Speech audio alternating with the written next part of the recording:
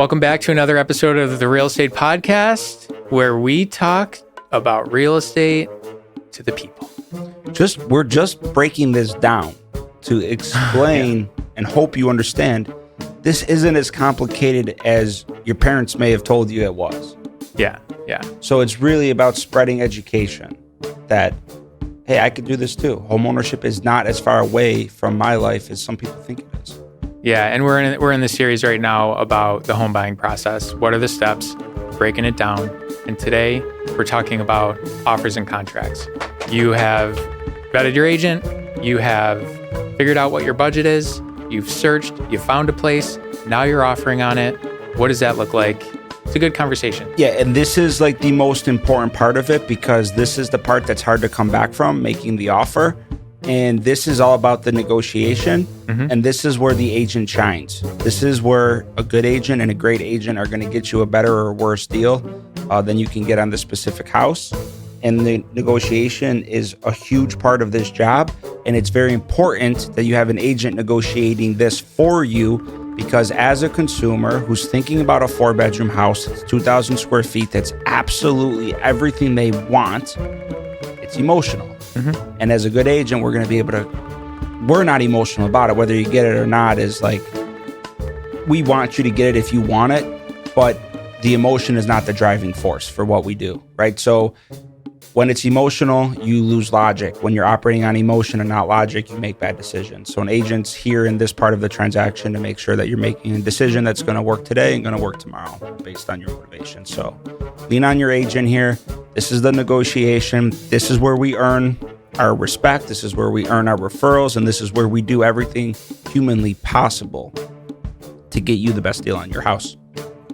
Yeah. So let's jump into that conversation right now. Let's R. Kelly dive in, baby. Let's do it. Introducing Real Estate People.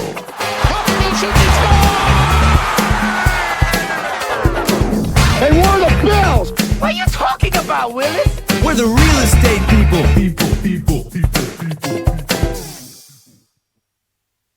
All right, we're back, and I'm wearing the same outfit. This is my outfit. I wear this every day, you know. Me too.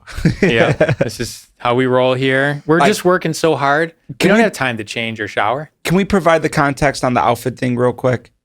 Sure. I'd like to provide some context because I think a lot of people like wonder if Nick actually wears the same thing every single day. He does. Yes, I do.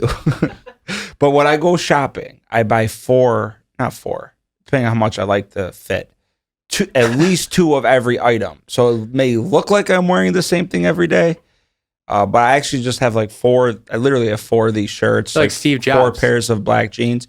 I don't want to fucking think about what I'm wearing in the morning. I want to be able to do my routine. Yeah. Not think about what I'm wearing and get the fuck out of the house so I could come here and serve our customers. And if you care what I'm wearing, then fucking move on. Hope there's lots of children listening to this episode today. Yeah, if you're 14 and trying to buy a house, make sure you listen to episode 4 of Offers and Contracts. Yeah. But let's dive right into it. Well, but the context is we're filming these in batches. So we're sitting here on a Friday morning and we're recording multiple episodes at a time. We started in the morning. Yeah. It is now the afternoon. Yeah. But we love to be here for... It takes time to put this on. So if you're listening to this and you've listened to the few episodes before this, we really appreciate your attention span, which is hard to capture in this crazy, noisy world we all live in. Yeah. But if you're thinking about buying a house, like listen to this because this will help you. Yeah. Yeah. So thanks for being here. Yeah. In our last episode, we talked about the search. It's like one of the most fun and, it's one of the most fun things you can do is looking for the house, finding it on whatever platform you're using, touring homes, whatever. Now you found something. You found something that you like enough to actually submit an offer on. And so this episode is all about submitting an offer and what the contract looks like. And if you never submitted an offer before, it's going to feel like you are putting your life on the line with this house. But yeah, you're it feels not. very official. There's a lot of built-in contingencies in these purchase and sale agreements where if something happens and you're acting in good faith, you're going to be okay getting out of that deal. For the most part. But it could be daunting when you think about this all at once. But don't think about it all at once. Just listen episode by episode. Right. And so we're going to break it down to like, I think the most simple points of how to submit an offer, how to negotiate, and how to land on a like fully executed contract, which is when everyone signs it, you've agreed to buy it, the seller has agreed to sell it to you. What are the steps? The first one is work with a real estate agent. You know, they're the ones that are in the market every day. They understand the value of a house. They're going to be able to break it down for you so that when you're offering, you're not just going based on your gut or just on, you know, what the list price is. And we'll get into why you don't want to just trust the list price on how much you should pay for a house. But the first one is get a good agent to work for you. And one of the good reasons for that is I don't know if a lot of people understand that when you're a buyer, most of the time you're not paying the agent. This is actually a free service to you because the seller, in 99% of the cases, is paying the agent's commission on both sides. So as a buyer, at least, there's really no reason why you wouldn't want to work with It's almost like your real estate bill of rights. You have a right to your own real estate agent. Yeah. Right? You have a right to the house that you want to buy. Right. And just to mind that a little bit more about, as a buyer, do I have to pay my real estate agent? As you mentioned, 99% of the time, no. We get paid out of the seller's closing proceeds. So at the end of the deal, you buy a house, money gets distributed, and we get a check cut by the seller's lawyer to pay our fee. So you're not coming out of pocket to pay a commission. And part of your bill of rights in real estate is your right to your own independent representation. Yeah. So don't be fearful about it from a financial angle, but be fearful of an agent that's only looking at a financial angle. Yeah. Yeah. And make sure that the person that you're choosing to help you craft this offer is somebody who understands what you want and how to get it for you. Yep. So the very first thing when you're submitting an offer is to determine a fair price.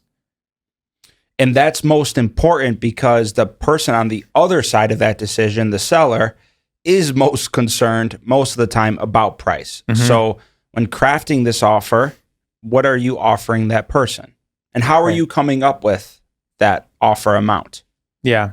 So there's a lot of factors that go into this, but the first one is comparable sales. What your agent's going to do is they're going to draw a circle on a map around the house, and they're going to find other houses that have sold that are comparable to yours, maybe same bedroom count, bathroom count, square footage, you know, the style of home, how many acres are around the house, all that stuff. They're going to try to find comparable homes that have sold.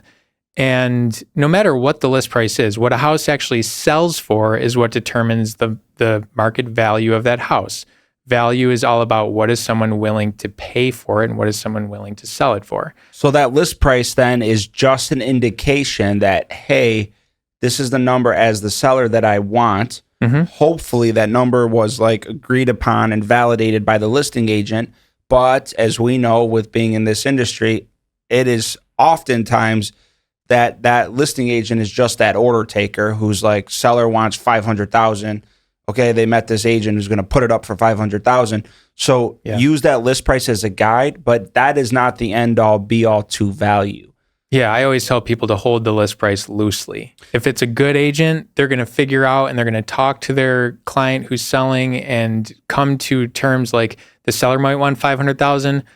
The agent determines that it's worth 400,000. They're going to have to meet in the middle, or if they trust their agent, they're going to come down to that 400,000 price. Or if they don't get it, they're listing at 500 and they're going to find an agent who's just going to do what they say. Right. Right. But you got to back up the price. So how did you come to this price? And that's what we're telling a buyer when we're helping them determine how much they should offer on a house is based on the historical data of homes that are similar to this house. The data is telling us this house is worth this.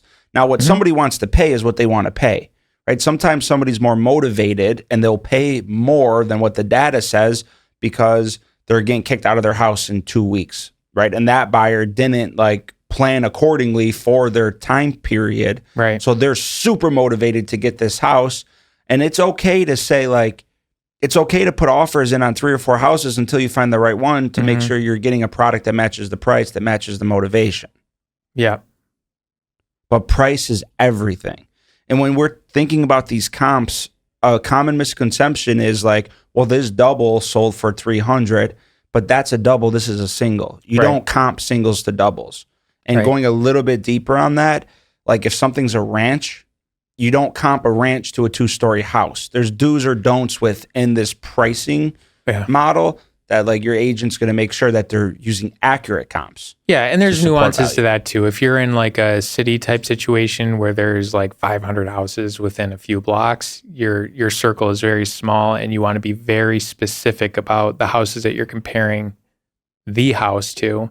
If you're in a rural area where there's 10 houses in the course of a couple square miles, it's a little different. You got to expand the circle, and I think that sometimes it's okay to include houses that are not quite exactly the same, but that's what an agent is for. They're going to figure that out. Yeah, knowing those max values is super important when a buyer is purchasing with a bank, because the bank's going to do that same type of inspection through the underwriting process.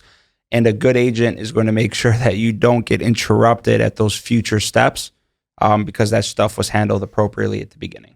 Yeah. So when you're looking at comparables, it's not only about square footage, bedroom count, bathroom count. You might find another house that's sold that has the exact square footage, exact bedroom count and bathroom count and whatever, but it's 50 years older or it needs a lot more work. And so that's the second thing that we look at is the condition of the property.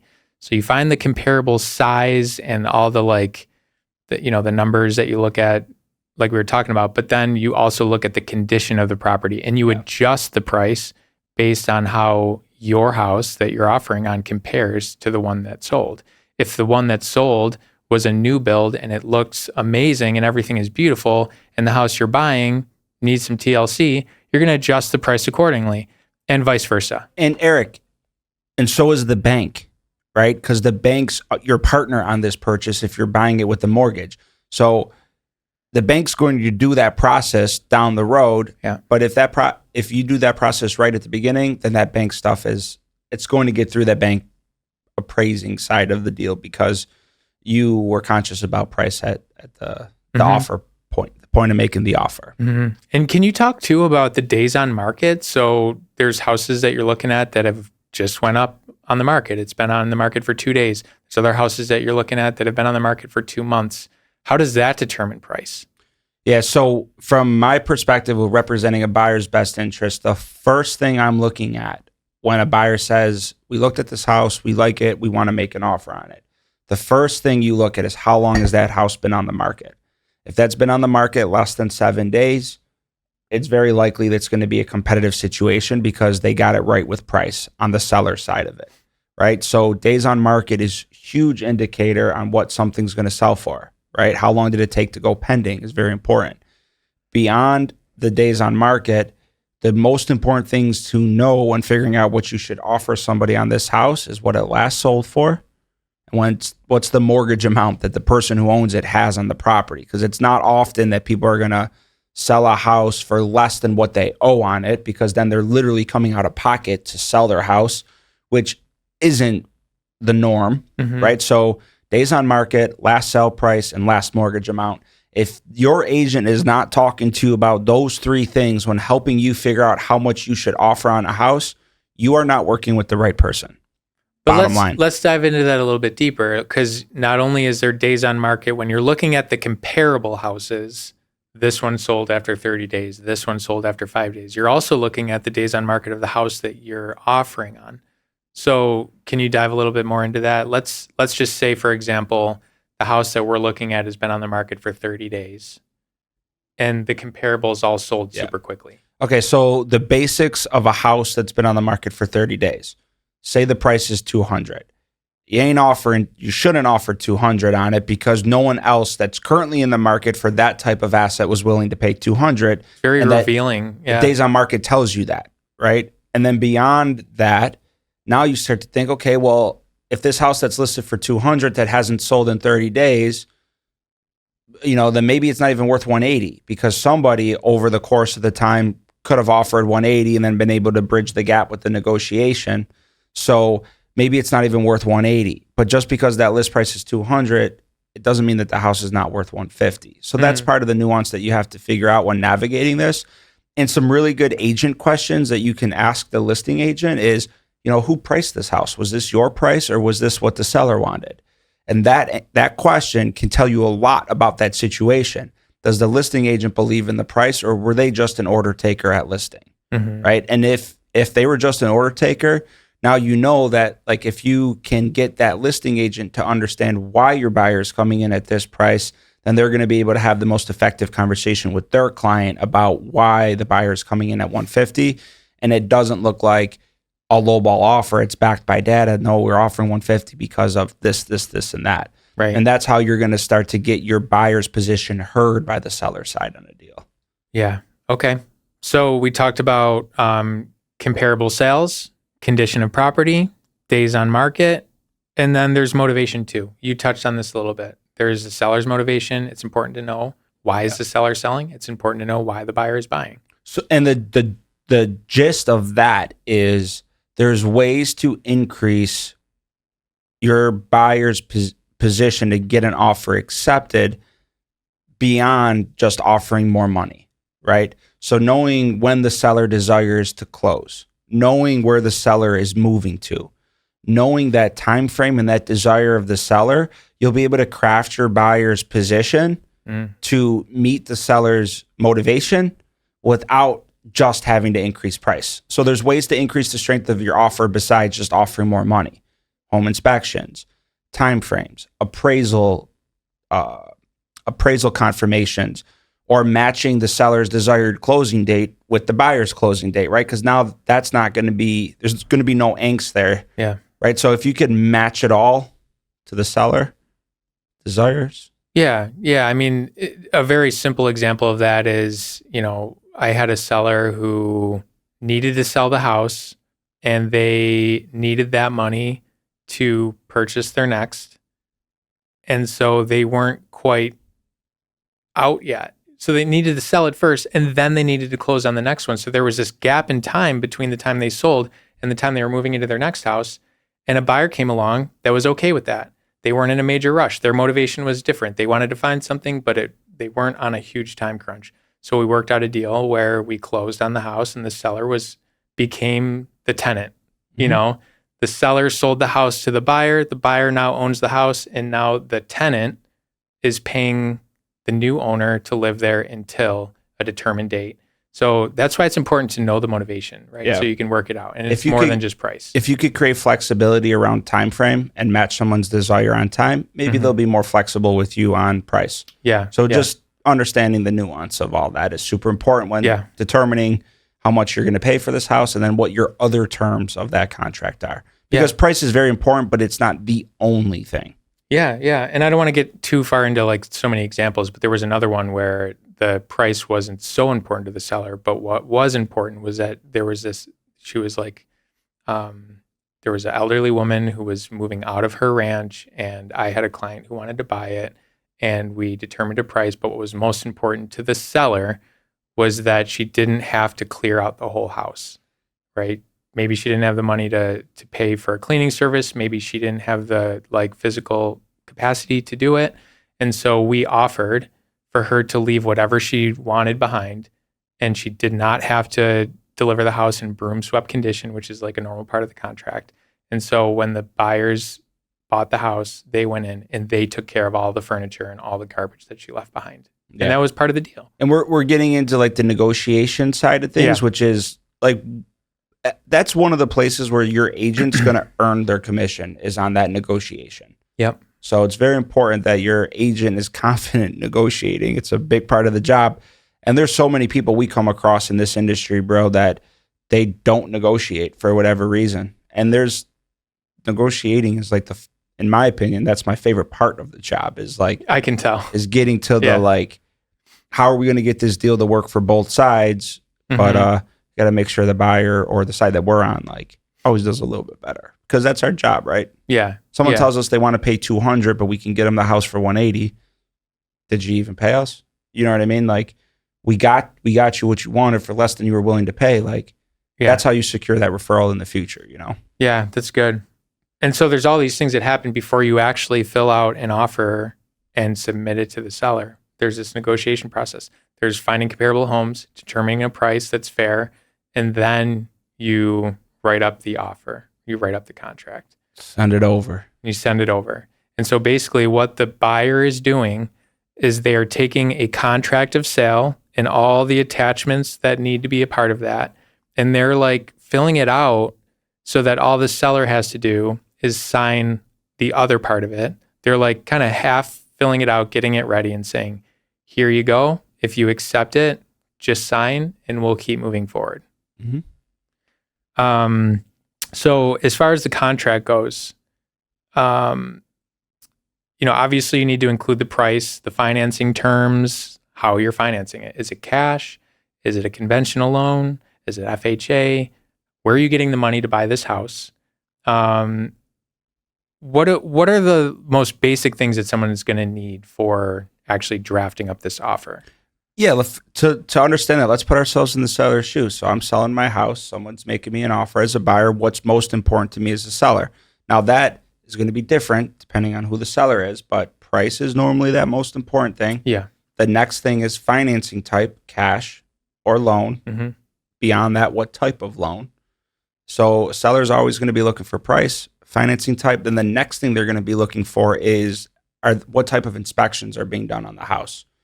So price, financing type, inspections, then deposit amount, then closing time frame, right? Those like the order of importance to a seller most of the time. Yeah.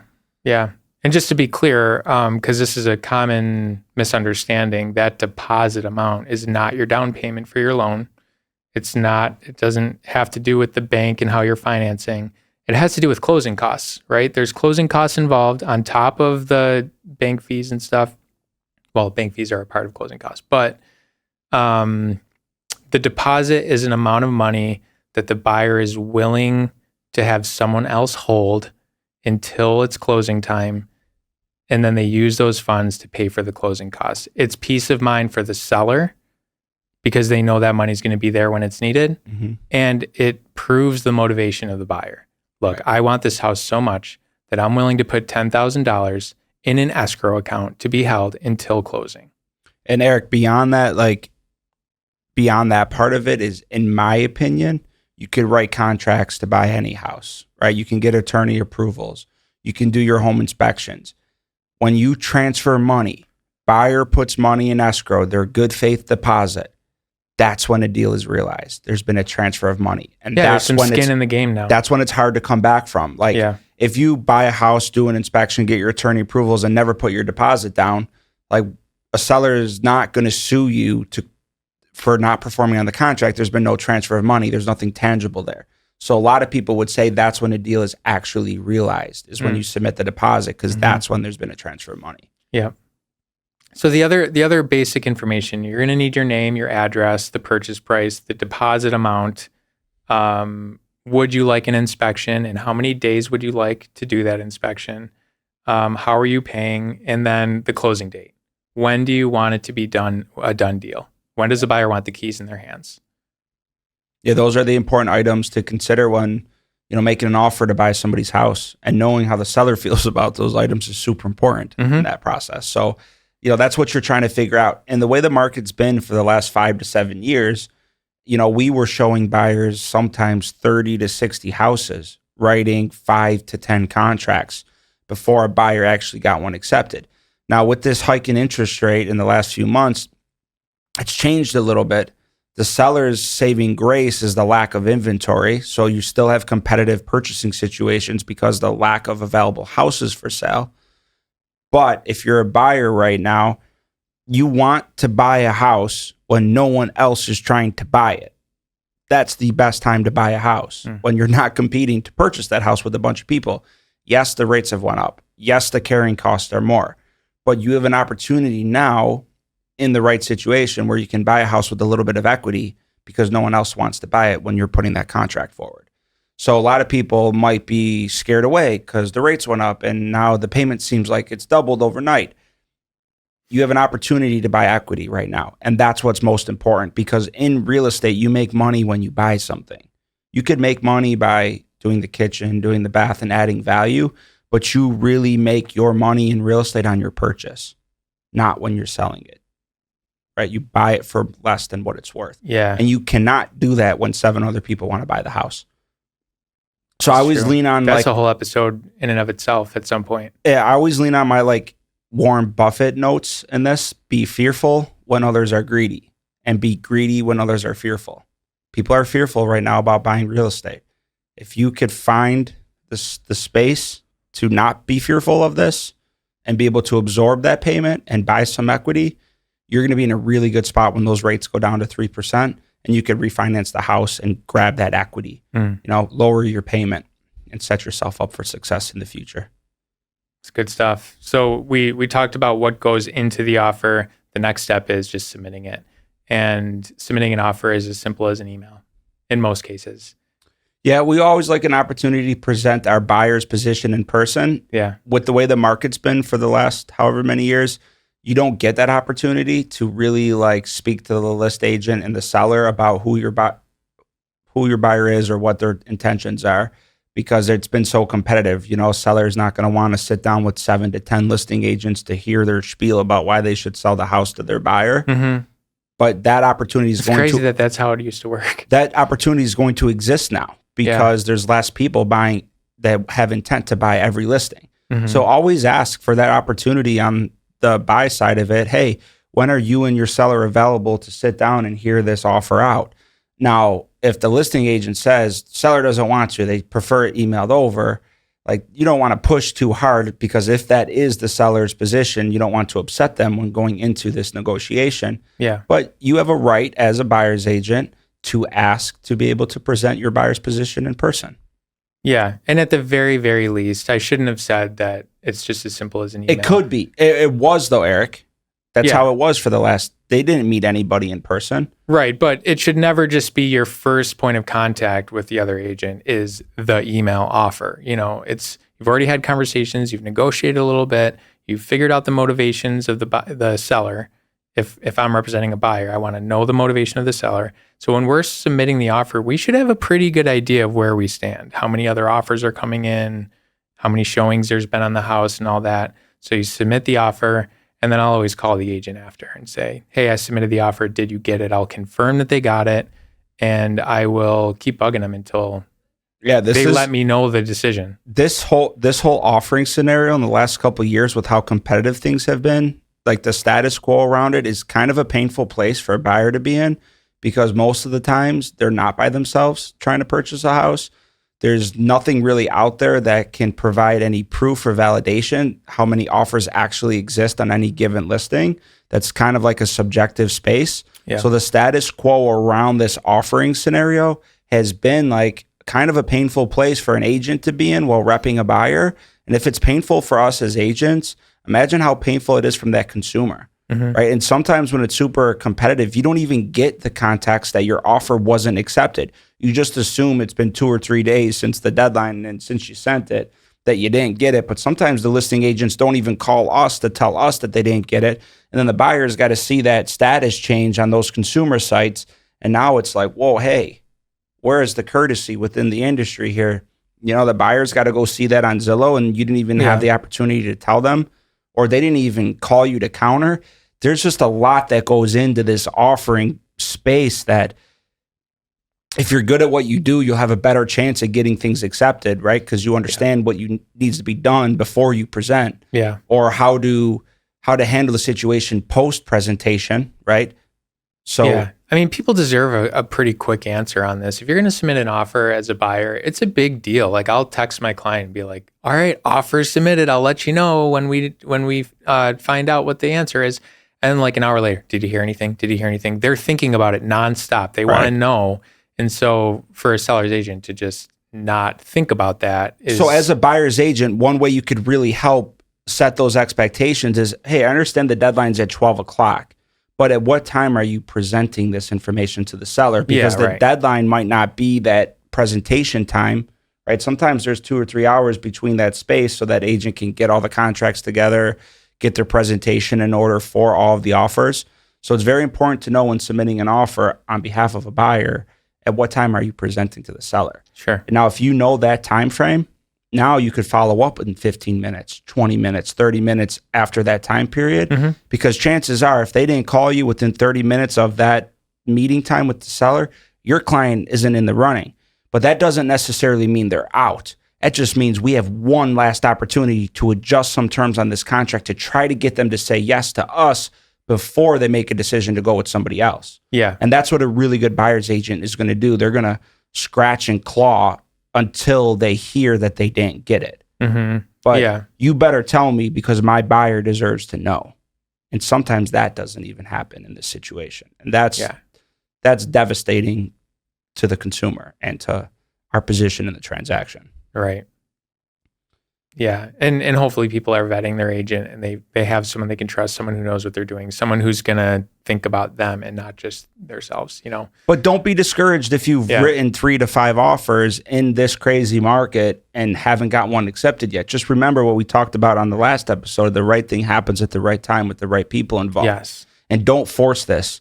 You got to flow through this experience. This is a very big decision you're making. Yeah. And less force, more flow when buying a house. Yeah. And you touched on the negotiation. So now, you know, let's say they had an offer deadline and there's a couple offers in. That's where more negotiation happens, right? You might be close on price, but your terms are a little better. Or you might be a lot higher on price, but your terms are worse than another. And so that's where, you know, a good seller's agent is going to understand all that and understand their seller's motivations and then go back to those agents that submitted offers for their clients, and they're going to negotiate to try to get the best possible deal for their seller. And at the same time, the buyer's agent is trying to protect their buyer's needs and interests too, so that there's an agreement. And you bring up a very good point, like knowing how that listing agent, the person representing the seller, how they negotiate and transact is very important because not all agents negotiate or go back and forth with people. Some just take the highest offer and move on, right? And they didn't even go back to the people that were 1,000 below the highest one to try to get as much as possible for the seller. Yeah. So knowing the negotiation style of the listing agent is very important. And again, it's just a simple question. Hey, when you receive multiple offers, do you normally counter them or do you normally just accept the best one that exists? So the more you ask, and some people, they laugh at us. They're like, what is this, Jeopardy? Because we ask so many questions. But no, we want to know so that we could properly advise the client who's making these extremely important decisions in their life. They're not buying houses every day, right? Yeah. You got to get our people in a place to succeed. Like as a real estate agent, your job is to get your consumer in a place to succeed. So do your job. Do your job.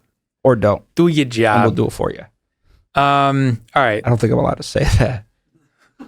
Let's review real quick. So the steps: work with a real estate agent, determine the price, draft a purchase offer, submit the offer, negotiate, and then sign the contract. And then follow up until you hear back.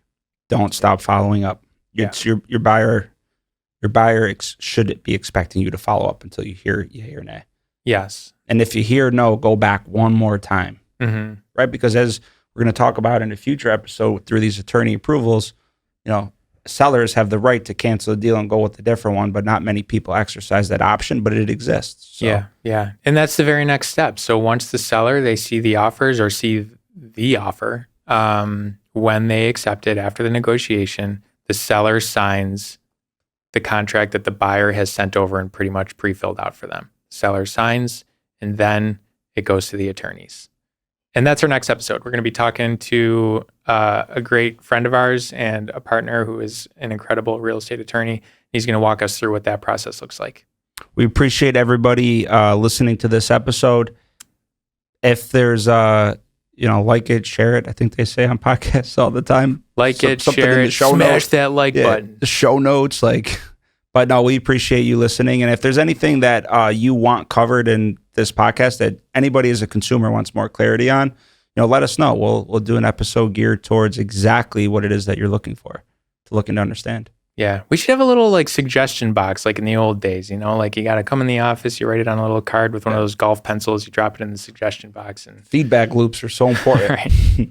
But thanks for watching and thanks a lot. Stay tuned.